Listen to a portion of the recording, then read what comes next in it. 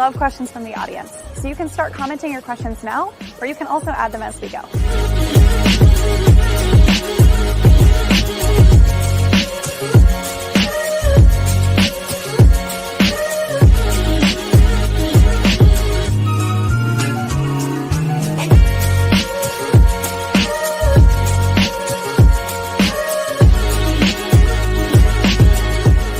I'll be right back on to welcome our guests to the show.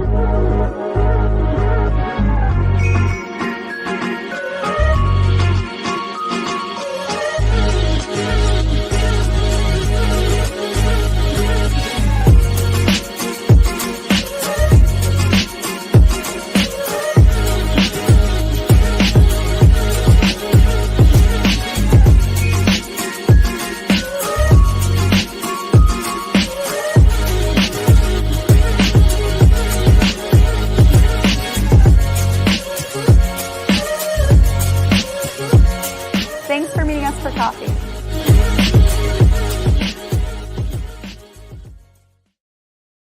Sometimes coordinating multiple loads, clients, emails, and accounts becomes confusing and tedious.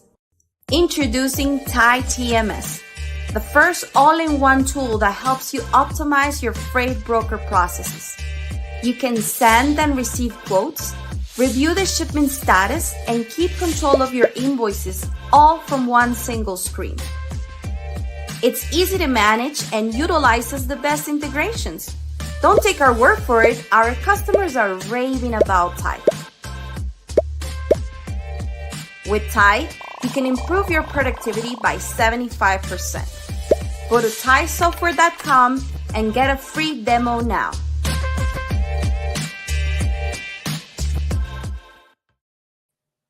Good morning, everyone. Thank you so much for being here. This is a special edition episode, and so this is actually part 2 of a 2-part series. So we've already done part 1. Hopefully you had a chance to listen to that. If not, that's okay. It's on all of our streaming platforms, and you might want to go back and listen to that one after this, or even if you want to stop now, if you're listening to this recorded, go back, listen to the first one. That would be helpful, because our first part series had the lovely Tammy Gordy from Flat World Global Solutions and Christy Knichel from Knichel Logistics. And we are really just focused on, this is more like an educational and insightful 2-part series that's covering how brokerages operate. Anybody who knows me knows that I love brokerage. I believe a lot in the value that brokers add to our space.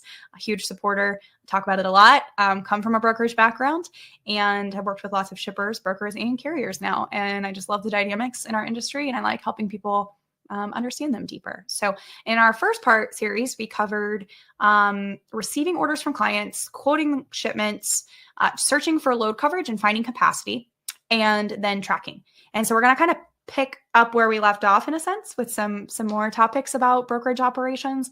And we're going to go over things like updating clients, gathering paperwork, carrier bill auditing, and then invoicing clients today to kind of wrap up the, I guess, life cycle of a shipment in brokerage, which I think is pretty cool. So if you're new to the industry, especially, I hope this is really helpful for you. If you're a shipper or carrier trying to better understand brokers, I hope this is helpful. If you are a broker just trying to see what is out there, I also think that this will be insightful, because what I love so far is that our guests always have slightly different answers for how they do things. And it doesn't mean it's right, wrong, or either way, which way there. It just means that that's what works best for them and their operational model. So it's really cool to highlight the differences that these companies have.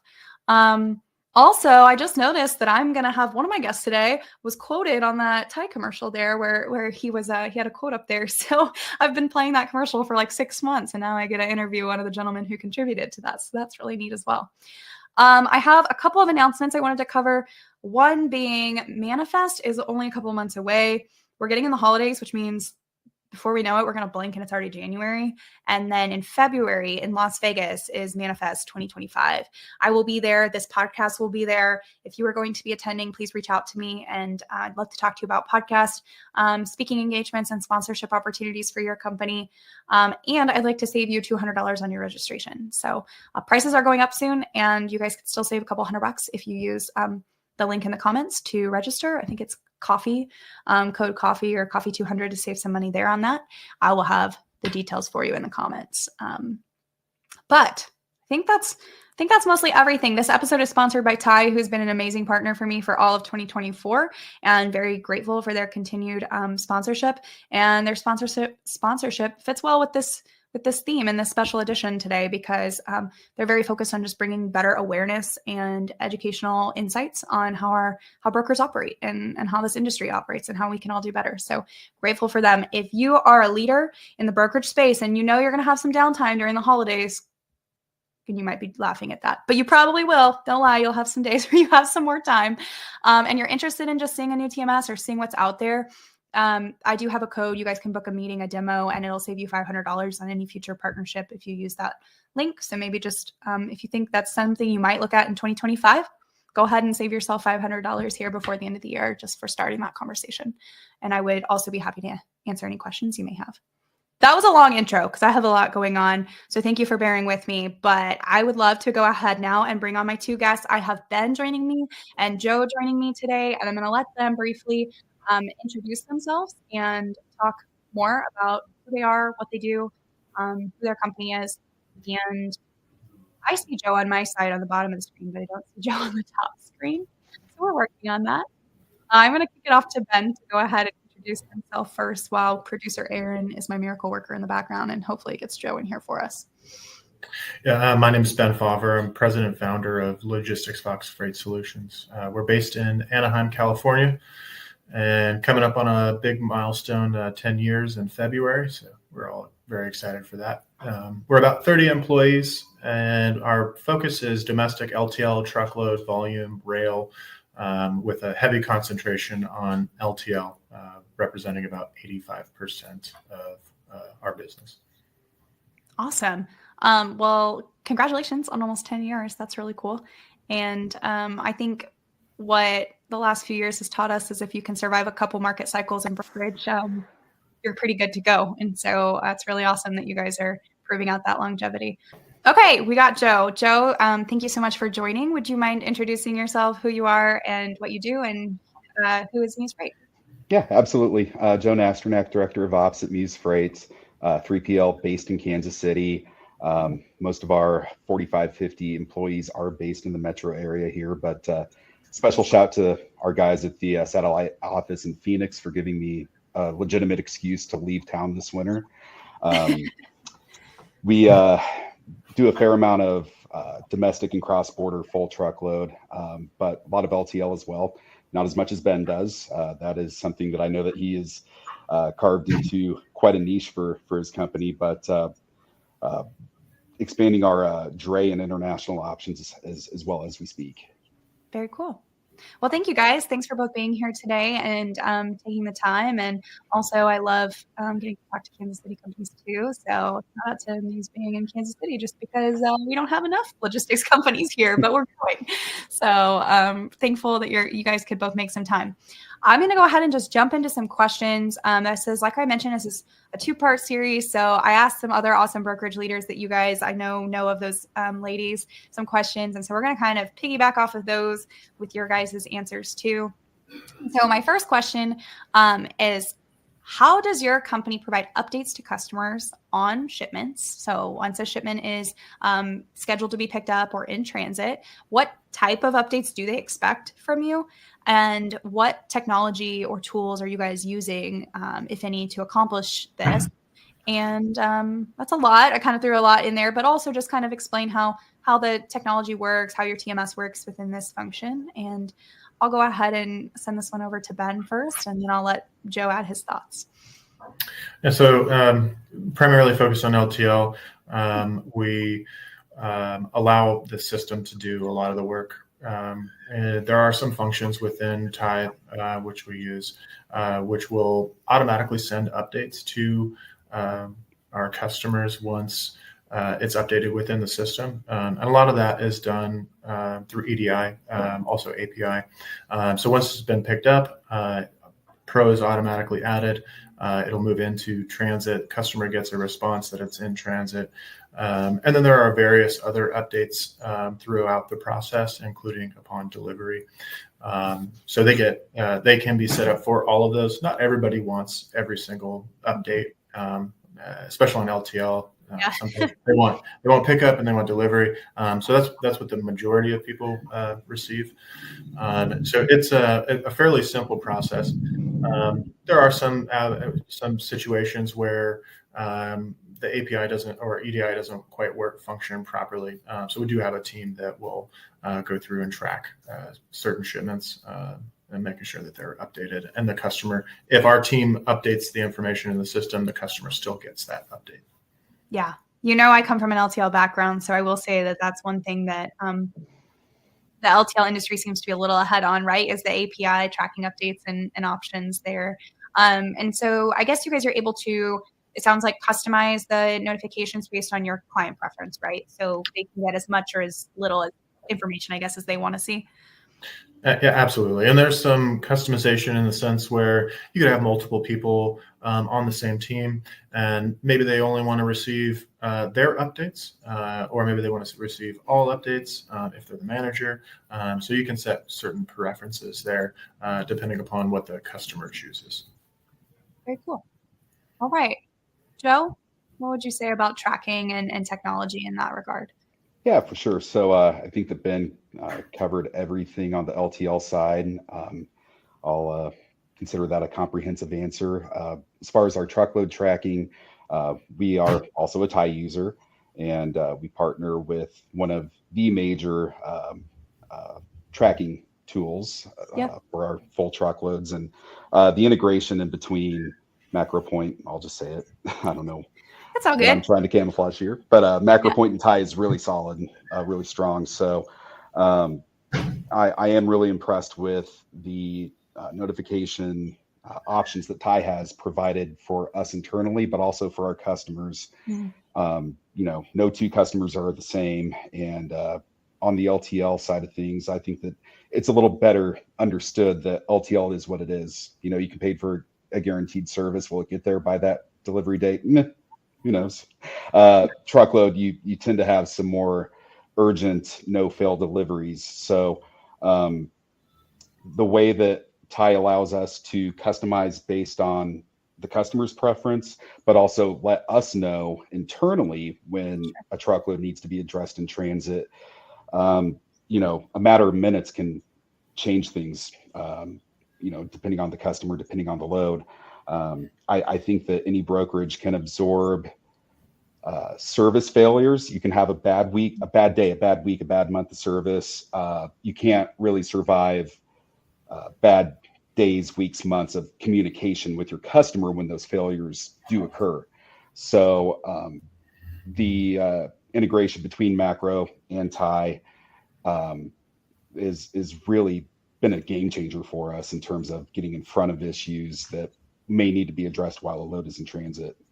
Yeah, I would say it's just something I observed kind of in the full truckload space is that not all shippers really need or even want the visibility into their shipments, right? Like it's just generally, I would love if you have any examples of ones who do, because I know we had examples like in automotive, like going into assembly and stuff like that. We did one of the most intensive ones we ever had was fresh meat, poultry, Mhm. and like they wanted constant like temp and tracking updates on that because of the very like critical like time windows and shelf lives of those products. So I've seen that, but aside from that, a lot of full truckload gets moved and they're like, I don't need to know anything unless you need to talk to me about an issue. So you have to be able, there is no, like you said, one size fits all. It has to be super customizable, I'd imagine, at the customer level for their preferences. Yeah, no doubt. And so much of it is for our own internal visibility too. I think most brokerages in 2024, we run a pretty lean operation staff. We want revenue producing employees in seats, trying to keep that ratio in the most efficient, 1-to-1, 2-to-1, whatever may be possible. So just eliminating check calls to carriers. That's good for us. That saves our team time. And the last thing I want to do is bother a carrier, especially a trusted one with a load in transit if we don't have to, right? Yeah, and there's been situations where we've worked with customers who are used to brokers saying, "Oh yeah, driver's 30 minutes away," and then an hour later, having to deal with it. And we can actually just share the information. It starts tracking that driver. They can visibly see, oh, okay, driver's on the 5. It's 4:00, so probably a little bit of traffic, but he's going to be here. So it provides a little bit of confidence. Yeah.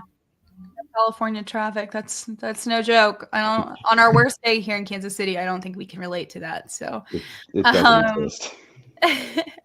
Okay, my next question, and I will direct this one to Joe first, is how do you manage gathering paperwork from your carriers, and where are you submitting those papers to? How do you keep accurate systems of record in case references are needed in the future, or for any references that you guys might need to submit also to your shipper partners? Yeah, for sure. So I think that we can break this question down into two subsets of customers. One that requires a POD for us to invoice them, and those who don't. When a customer does need an POD for us to invoice them, it's kind of not necessarily all hands on deck, but the sales rep has the direct line of communication with the carrier. So we are going to lean on the rep. Even when booking the load, I'm going to need a POD sent to me as soon as this thing actually gets delivered. Yeah. And from that point forward, it gets uploaded into the load in TMS, and our accounting team can do what they do best. For those loads that do not require a POD for invoicing, it's kind of a who gets the information first from the carrier. And a lot of times that will be AR in the invoice packet that we get from the carrier or factoring company, whichever it may be. But in either scenario, getting that invoice to the customer as quickly as we can is incredibly important. We want those net terms on our receivable side to start immediately. Yeah. No, that's no joke. I always, like, every single time I talk brokerage operations, you cannot talk brokerage operations without talking cash flow cycles. So that is, if you were to sum up brokerage operations, it's a cash flow cycle. No doubt. And, every decision we're making here is done with the financial sustainability of the company in mind. Credit score is immaculate. Days to pay hovers around 18, give or take. So we're paying out a little quicker than we need to. So in turn, we got to get everything we can to invoice the customer as quickly as we can too. Sure. And, I will say that our TMS does a very good job of giving us the ability to separate specific pages in a carrier invoicing packet to pull out only the POD and attach that as the only page of that invoice that will get sent out to the customer, because I don't think we need to address what can go wrong if certain pages of that are included in error. So that's been a lot of help for us in trimming down time on that process. Those are like the little manual clicks that happen every day, right? That people don't always think about, is like, oh, it's just getting a document and uploading it from a carrier. But then they maybe don't think that document scan came over with like 6 other document scans all conducted into one like file, right? So it's little things like that happen all the time at a high volume within brokerages. And those are the little things that we have to figure out. Is there a better way to address this issue? Or how do we handle that? So I love that like very detailed call out, because those are just very small examples of how it's never cookie cutter simple, right? Like there's always some type of exception that we're dealing with. Ben? So I mean, as far as document collection, a lot of our documents are sent EDI or API as well, depending upon the carrier. So now there are situations where it needs to be collected sooner, earlier, customers asking for it. But as you guys know, when it comes to LTL, the POD process can take a little bit longer. A truckload carrier can take a picture of a signed BOL at delivery, and that's oftentimes acceptable. Whereas we're waiting for the driver to get back to the terminal, and then it gets scanned. Sometimes that takes a day or two. So we're usually getting it within 24 to 48 hours of delivery. And then we try to obviously invoice as quickly as we possibly can for the same reasons. Cash flow purposes. Our customers are also wanting it because they're waiting to invoice their customer until they get the invoice. So we want to get those out as quickly as possible. But yes, it can be a time-consuming, frustrating process, and we're actually only recently went through the process of finding ways to improve that, and some of those were EDI. Images. Some of those were looking at our processes with some carriers, and we actually found out that there were some PODs we were going out and seeking from the carrier, and Ty actually has in their document manager will pull the PODs, sometimes even the invoices and BOLs directly from the carrier's website. So while it's still a manual process of clicking to save it, a much more time friendly process. Do you think that solution was there before you guys implemented it within time? Oh, absolutely. Yeah. When I was looking into it, I went, oh my gosh, I know. And that's something that I think is like so worth a call out, because I would guess any broker who's listening is like, yeah, relatable. Like we've done that. And that's the thing is like at some point there's so much technology, right? And there's so many features and functionalities that it almost becomes like you need a full-time job and a full-time role dedicated to someone to constantly be exploring it. But the problem is nobody knows the pain points better and like the hiccups and the things that take time than the actual operators who are living in it every day. And it's hard to remove those people for a second and help them with that process. Yeah. Well, they get used to a particular process and they're comfortable with that. And we had to, a couple months ago, had to rethink how we were doing everything, because we saw in this market shipment count increasing substantially. And it wasn't necessarily like bigger shipments where our truckload's been consistent for some time. But we're seeing a lot more small LTL shipments. And that created more labor on the accounting side. Yeah. How, this wasn't a question I planned to ask, but I'd love to take the opportunity because I think any broker listening would be interested. Have you guys found like a process that works well for you to try to like regularly take a beat, review what's going on, and try to ask for suggestions for ways you can improve operations or just evaluate what's going on? Is there anything formal you've done, or do you think you just kind of like as needed try to keep in tune with that? I mean, I have over the last 10 years, every September through December, in particular November, December, really look at our processes. I've always been like it was explained to me early on that you've got, every department is a funnel, and if that funnel is not wide enough for all the shipments that you have or all the issues that you have, then, you're going to have overflow.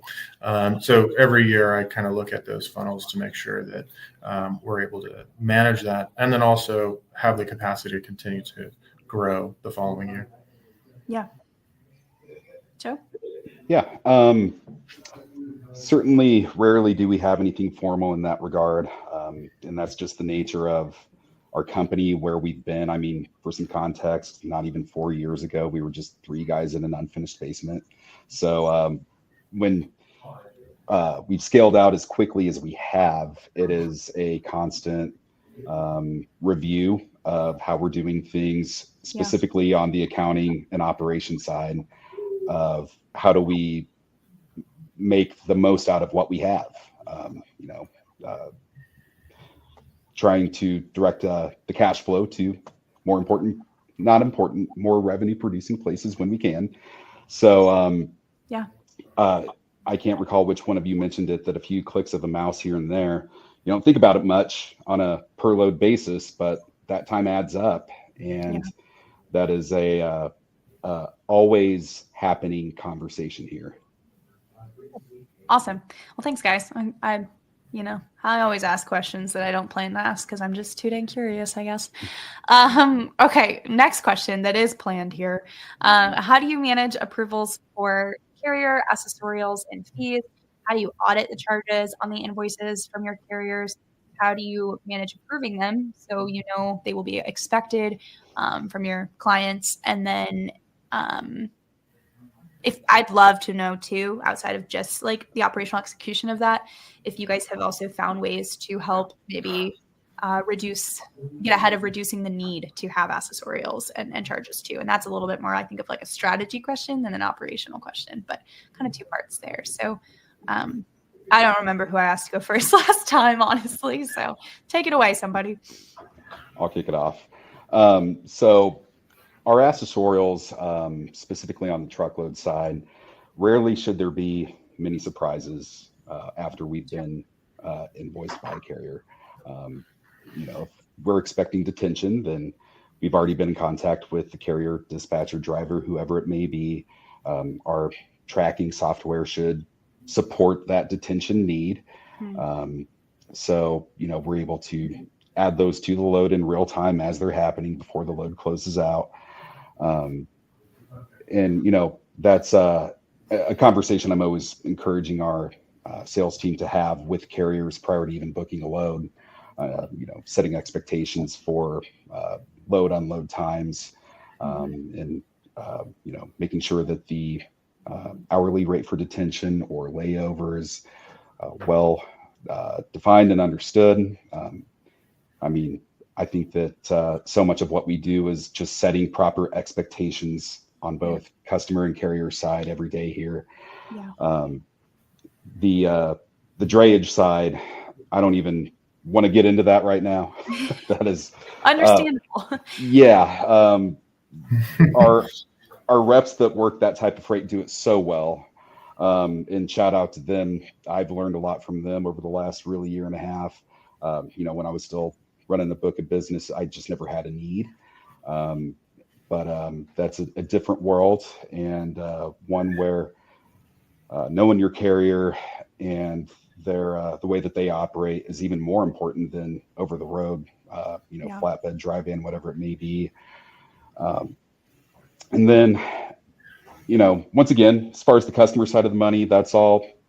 How does that customer operate? Does the customer want you to just quote a little higher with a couple hours detention built in? Fine, great. As long as we've communicated that to the carrier when booking that, hey, we're going to toss you some money when needed here. And then LTL, I can speak to that. I think that my colleague here on the call is probably better equipped to do so, just based on the volume that y'all do. And I just don't like LTL adjustments. So I will happily pass the baton at this point of the conversation. That's fair. Yeah, we handle truckload very similarly. It's generally never an issue. It's handled at the time of pickup or delivery. We oftentimes have standard replies, hey, you've got 2 hours load and unload. So it's already expressed to the customer. They're aware of what's going to happen. So it's rarely a problem. But in terms of LTL, it's a frustrating process. There are often a lot of changes. And it's not always correct. It's a lot of times we'll notice incorrect invoicing issues from the carrier side.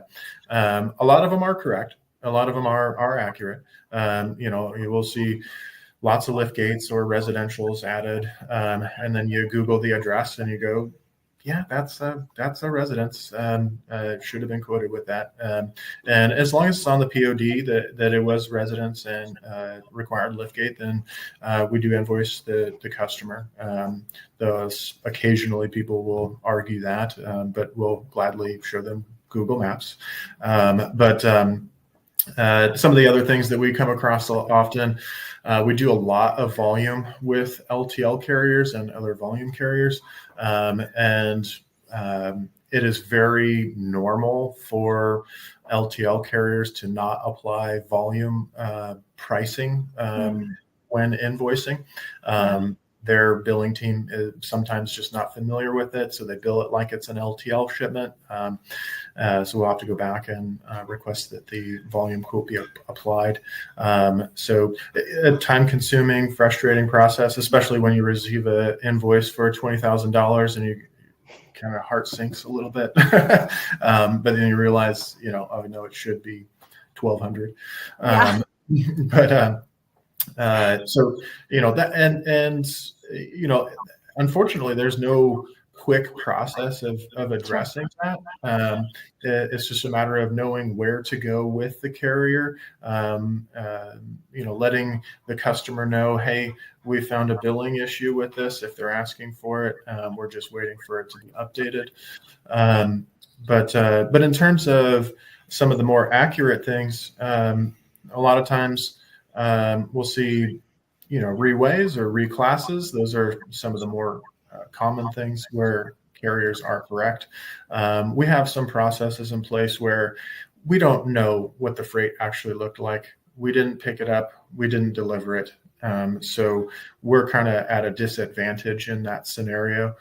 So we will, for the most part, invoice it, provide the documentation that the carrier provided in regards to the reway or reclass.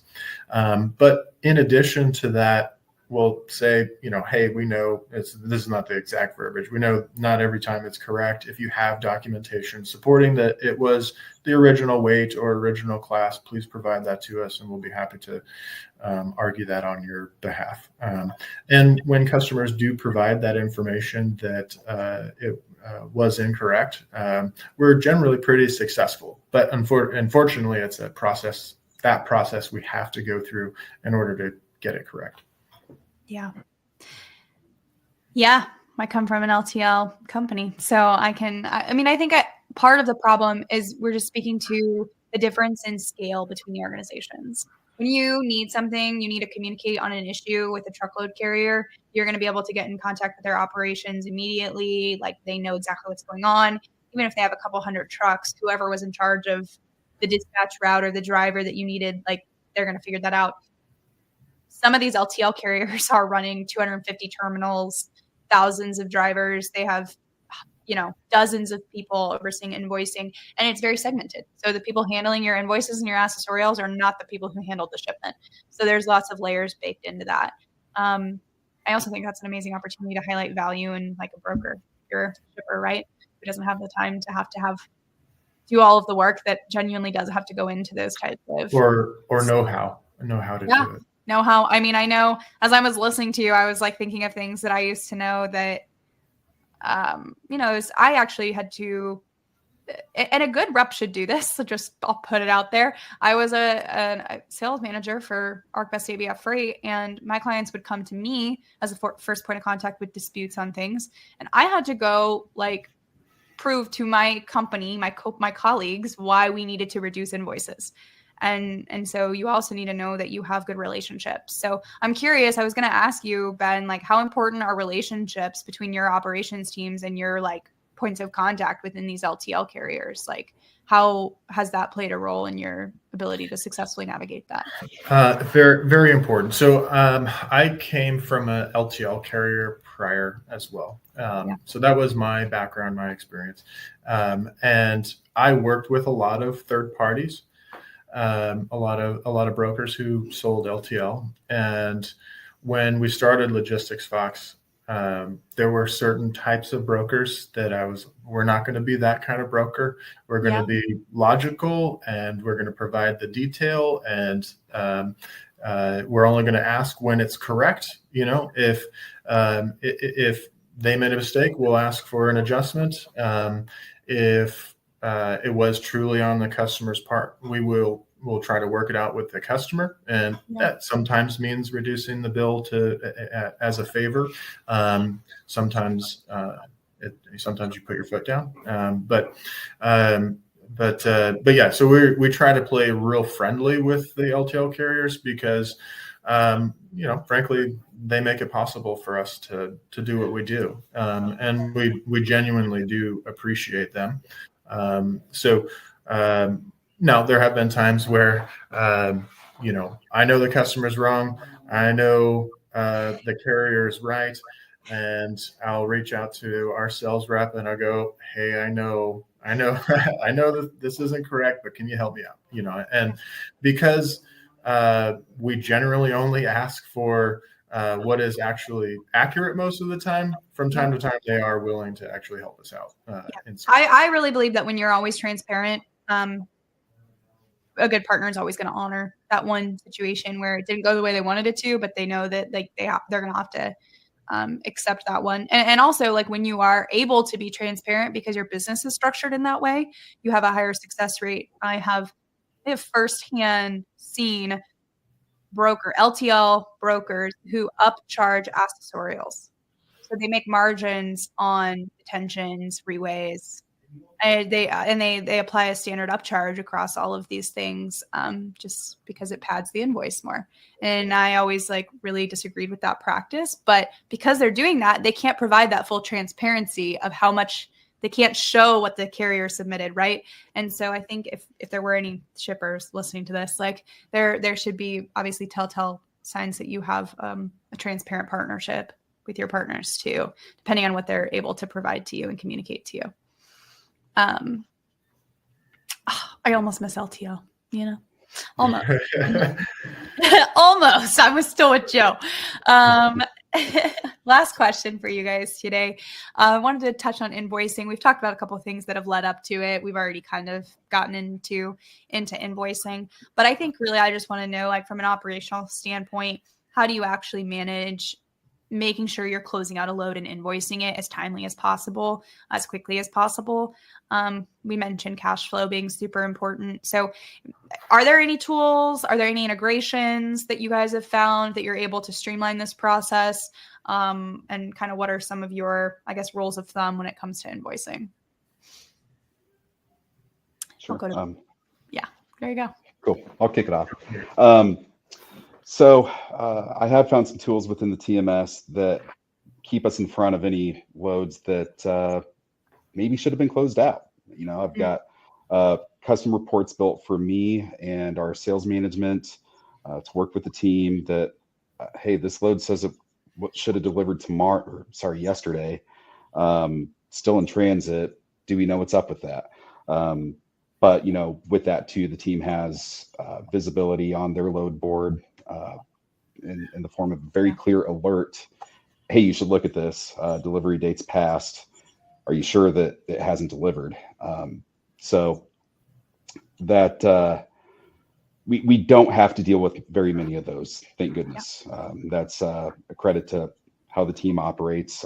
They understand the urgency of getting loads closed out and invoiced as quickly as possible, because at the end of the day, it's their paycheck too, right? So it's not much more complicated than that. Yep. Yeah, we try to use all of what the TMS has to offer in terms of invoicing. We don't use anything else currently. I've looked at a couple different products that I find are interesting, and when we have more complicated invoicing scenarios, it might be something that we look at. Most of ours are pretty straightforward. Most of our customers only require BOL or POD, and the TMS handles that perfectly fine. But we, as you mentioned, we have certain reports that we look at. We have to be a little bit more on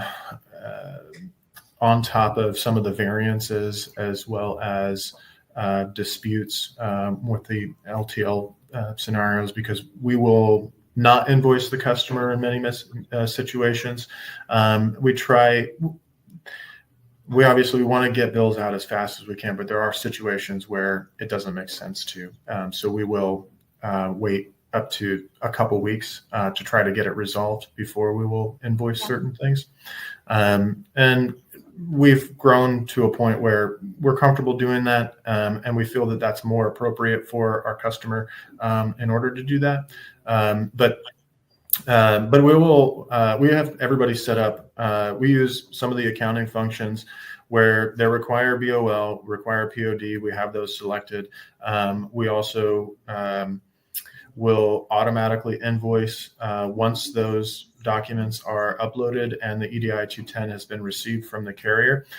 So that's saved us a lot of time on the invoicing side, so that they can focus on the more challenging situations.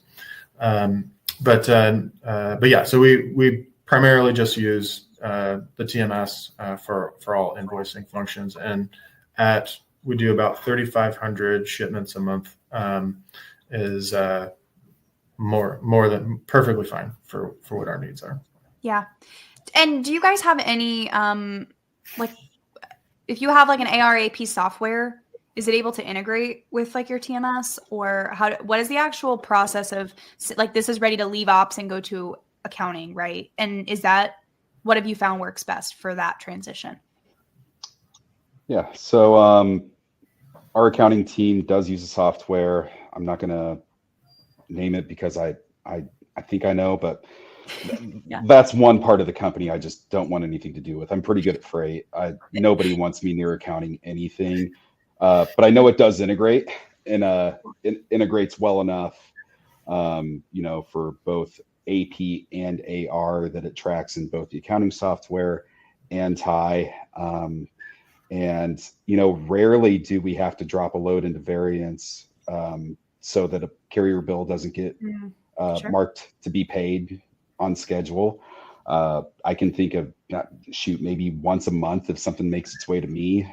That's probably even overestimating. So it just doesn't come up very often. So, with that, I do know that it's good for everybody involved that the two softwares talk to each other as well as they do.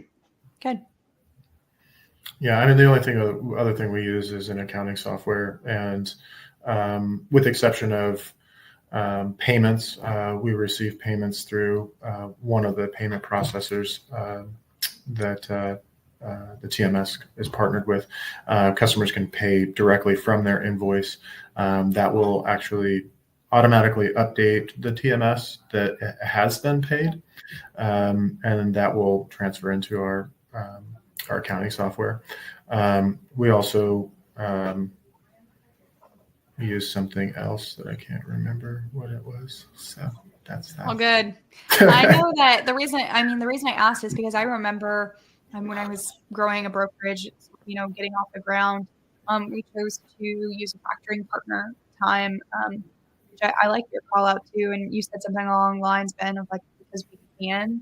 Now we wait a little bit longer on some things to be resolved. And that's definitely should be like the goal for any company, right? It's 10 years established to be able to have that flexibility. And so when we were brand new in our first couple of years, we went the route of that factoring partnership. But because cash flow is so important, and that was our whole back office, we chose a TMS. We went TIE too, actually, because there was a full integration there, and it just felt like a necessity to like have that ability to integrate your back office with your operations. Otherwise, whether it's your operators or your back office, someone's doing more manual work to download and pull things and upload things and move things around. That just seems like not an efficient use of time these days. So that is all my questions, gentlemen.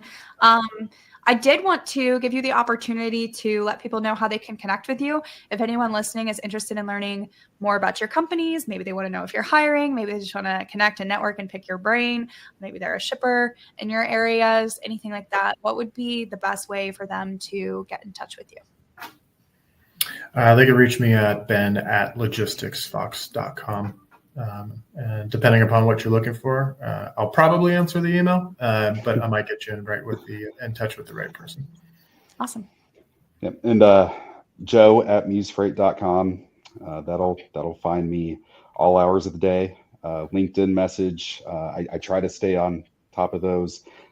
Don't always do very well at that, but it will eventually get addressed if you choose to go that route. Yeah. Awesome. Ben, are you on LinkedIn? I am on LinkedIn, although I'm anti-social media, so I don't really go on. But you can find me. Awesome. Well, so email them if you want to talk to them soon, and message them on LinkedIn if you want to talk to them next year.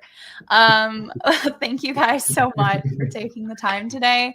I really enjoyed it. I appreciate it. And this is going to go ahead and close up our 2-part series. So we went through, just a quick recap, we went through 8 different topics that kind of covered the life cycle of shipments and brokerage to help you guys understand how 4 different companies do things within their operations. I know all of the people, Tammy and Christy, and now Ben and Joe, are all great people to connect with, and I'm sure they'd be happy to network and share ideas too. So if anyone listening has any further questions or ideas, feel free to reach out.